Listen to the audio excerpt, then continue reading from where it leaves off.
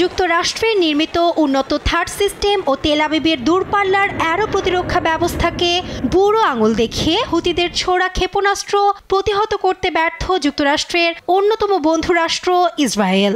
রোববার ইরান সমর্থিত ইয়েমেনের বিদ্রোহী গোষ্ঠী হুতির ছোড়া একটি ব্যালিস্টিক ক্ষেপণাস্ত্র ইসরায়েলের বিমানবন্দরের সীমানায় আঘাত হানলে 30 মিনিটের জন্য বন্ধ হয়ে যায় বেন গুরিয়ন বিমানবন্দরের কার্যক্রম।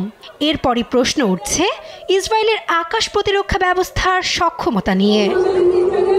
এদিকে ইসরায়েলের উপর ব্যাপক বিমান অবরোধ আরোপের লক্ষ্যে কাজ চলছে বলে সতর্কতা হুতি মুখপাত্রের। এ নিয়ে বিস্তর কথাবার্তা চলছে খোদ তেল আবিব প্রশাসনেও।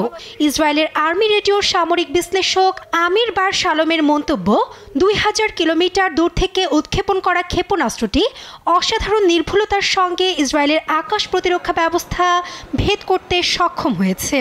ফলে নতুন এ হুমকিকে গুরুত্ব সহকারে নিতে নেতানিয়াহু প্রশাসনকে পরামর্শ বিশ্লেষকদের। তবে এ হামলার পর হুতিদের বিরুদ্ধে আরও কঠোর আক্রমণের প্রতিশ্রুতি দিচ্ছেন ইসরায়েলি প্রধানমন্ত্রী বেনিয়ামিন নেতানিয়াহু। জানান, হুতিদের সহযোগিতা করা ইরানি পৃষ্ঠপোষকদের কঠোর জবাব দেওয়া হবে।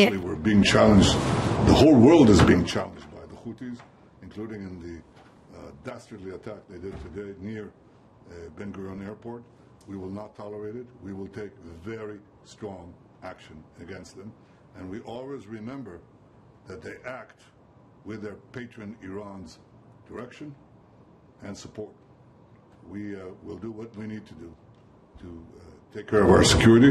এই হামলার 7 গুণ জবাব দেওয়া হবে বলে হুঙ্কার ছুড়েছেন ইসরায়েলের প্রতিরক্ষা মন্ত্রী ইসরায়েল কাটজ। এদিকে ইসরায়েলে হামলায় ইরান জড়িত এমন অভিযোগের তীব্র নিন্দা জানিয়েছে তেহরান। একে মিথ্যা ও ভিত্তিহীন অভিযোগ বলে চিহ্নিত করে ইরানের পররাষ্ট্রমন্ত্রী আব্বাস আরাঘচির মন্তব্য, এই হামলা ইয়েমেনের একটি স্বাধীন সিদ্ধান্ত। এদিকে ওয়াশিংটন ও তেহরানের মধ্যে চলমান আলোচনা সত্ত্বেও ইরানে হামলার লক্ষ্যে যুক্তরাষ্ট্রের সঙ্গে যৌথ আক্রমণের সমর্থন জোগাড় করার চেষ্টা চালাচ্ছে নেতানিয়াহু। তবে আমেরিকা বা ইসরায়েল কেউ ইরান আক্রমণ করলে হাত গুটিয়ে বসে থাকবে না বলে ইঙ্গিত তেহরানের। যে কেউ এই যুদ্ধ শুরু করলে প্রয়োজনে পাল্টা জবাব দেওয়া হবে বলে সতর্কতা ইরানের প্রতিরক্ষা মন্ত্রী আজিজ নাসিরজাদের।